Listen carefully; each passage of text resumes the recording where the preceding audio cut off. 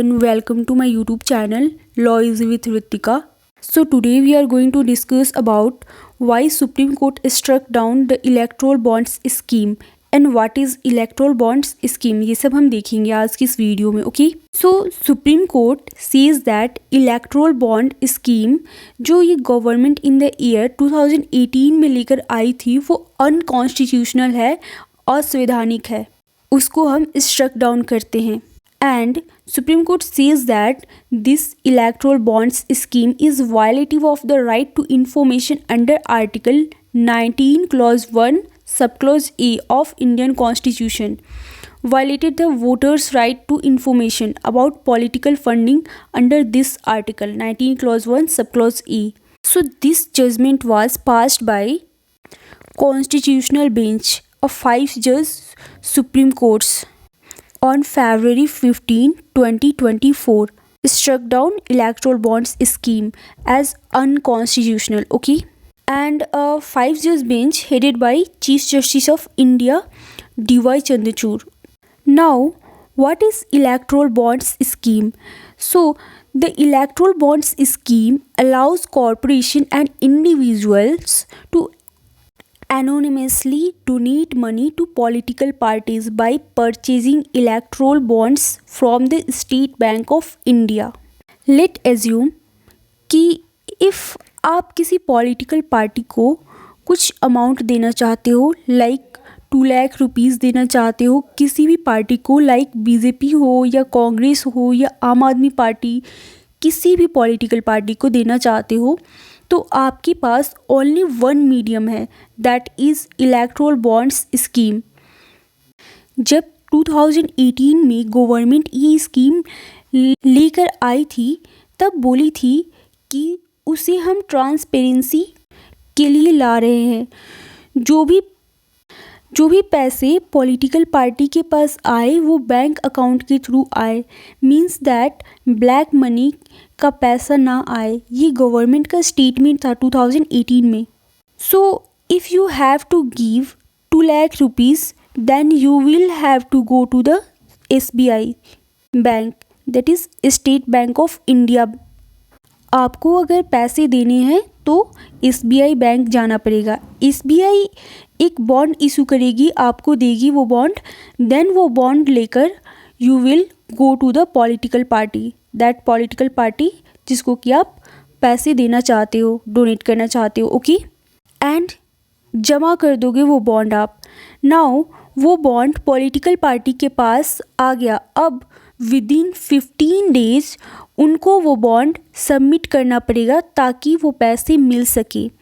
And अगर within 15 days वो political party उस बॉन्ड को सबमिट नहीं करती है, वो पैसे नहीं लेती है, तो वो पैसे प्राइम मिनिस्टर रिलीफ फंड में चला जाएगा. इसमें जो इन्फॉर्मेशन है that who gave the money and to which political party did you give it, किसने पैसे दिए और किस पॉलिटिकल पार्टी को दिए, ये सारी इन्फॉर्मेशन ओनली SBI के पास रहेगी, स्टेट बैंक ऑफ इंडिया के पास. These bonds are issued by State Bank of India and are sold in multiples of like 1,000, 10,000, 1 lakh, 10 lakhs and 1 crore.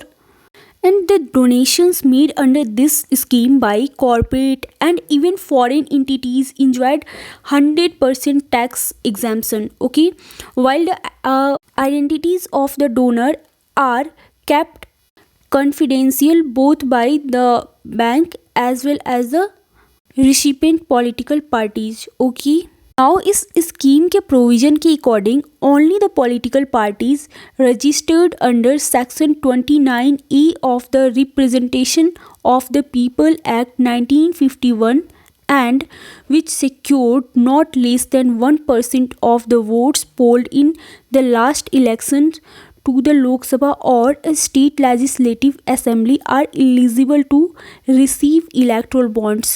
Okay, so this is about electoral bonds scheme.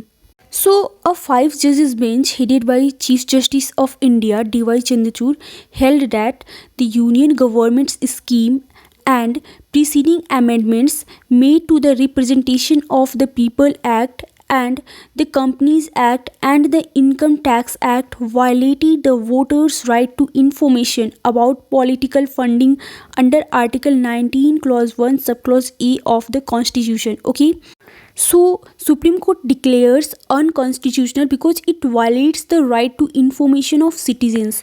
The Supreme Court on Thursday directed the State Bank of India to stop issuing electoral bonds immediately and submit all the details to the Election Commission by March 6. So now we will see about some key takeaways on Supreme Court verdict in this particular case.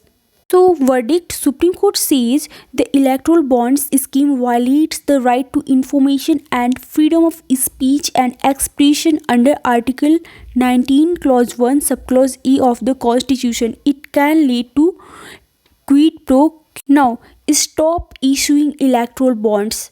So, the State Bank of India, which is the only authorized bank to issue electoral bonds, have been asked to immediately stop issuing it. Okay, and the court rules that the amendment to the Companies Act, which allows blanket corporate political funding, is unconstitutional. Okay, publish information: the State Bank of India has been directed to issue details of the political parties that have received the bonds and all other particulars that have been received to the Election Commission of India by March 6. Okay, refund electoral bonds which are not encashed by political parties shall be returned and refund to purchasers.